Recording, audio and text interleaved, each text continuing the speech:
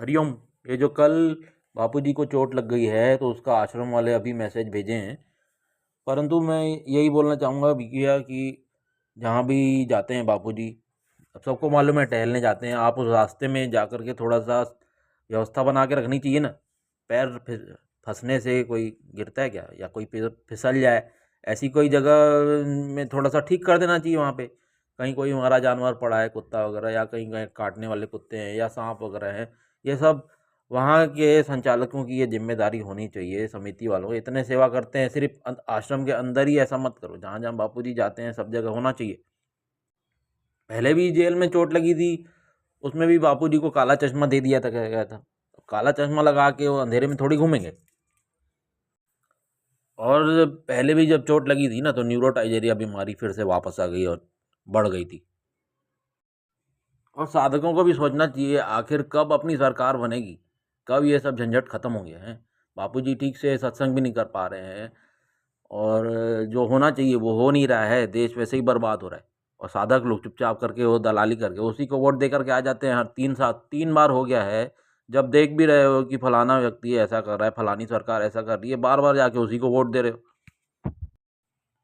अब बोलते हैं बापूजी की आज्ञा चाहिए।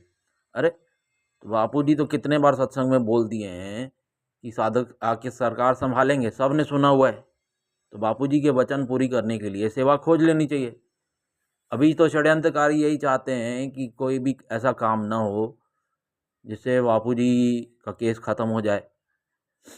वो तो चाहते हैं बापूजी अंदर ही रहें, ऐसा साफ चाहते हैं। कई बार सब कुछ हुआ, आप सब जानते हैं, मारने तक का प्रयास हुआ।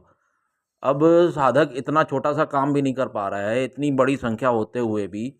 देखो, मुस्लिम लीग के आए थे जो, उन्होंने स्वयं कहा था कि शर्म आनी चाहिए साधकों को कि बार बार उसी को वोट देते हो, तुम ये सरकार अपने सर पे बिठाते हो और फिर जा कर के ज्ञापन सौंपते हो, रैलियां निकालते हो।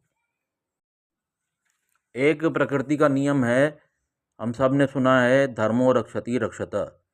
तुमने धर्म की रक्षा नहीं की तो तुम्हारी रक्षा भी नहीं होगी। ब्रह्मज्ञानी महापुरुष स्वयं धर्म है, और हम सब ने 12 साल में किया ही क्या है।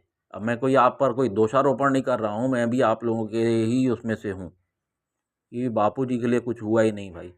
अब बस ये फलानी सेवा करते रहो, ये निगरों को जल पिलाते रहो, पुलाव खिलाते रहो, अपना बस यही सेवा करते रहो, और साधकों का लाखों रुपए करोड़ों रुपए उसी में बर्बाद करते रहो।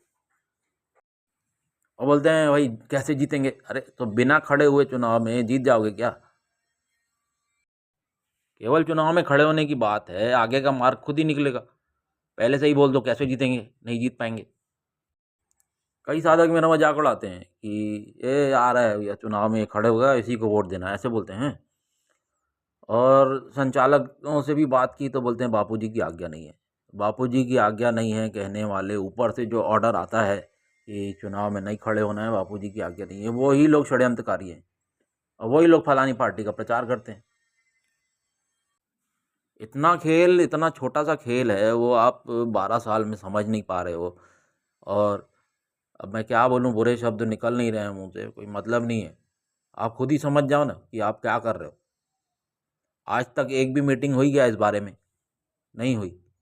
तुम फलानी जोन के हो, तुम फलानी सेवा करो, तुम फलानी एरिया के हो, तुम फलानी सेवा करो, पहले से ही तय कर लेते हैं कि ऐसा ऐसा मीटिंग में सेवा करवानी है। परिणाम क्या है? कुछ नहीं। बापूजी को कितनी पीड़ा सह रहे हैं।